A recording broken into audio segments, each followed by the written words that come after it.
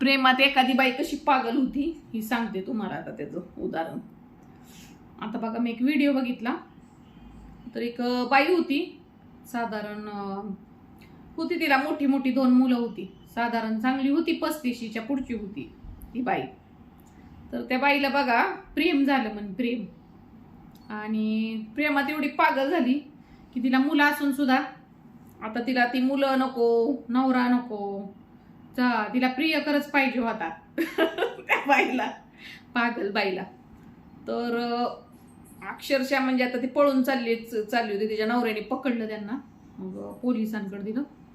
तर ती मुलं सुद्धा तिची नाही का मोठी मोठी मुलं होती, म्हणजे तरी त्यातल्या त्यांना कळत होतं. तर ते म्हणत होते जाऊ नको आई, जाऊ नको, कारण आता निर्णय तिचा असतंय ना, नवऱ्याबरोबर राहायचं का प्रियकराबरोबर जायचं.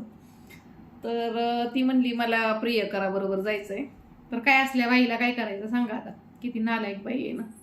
मुलं सोडून हिला कसं जाऊ वाटत असेल आग विजवायला.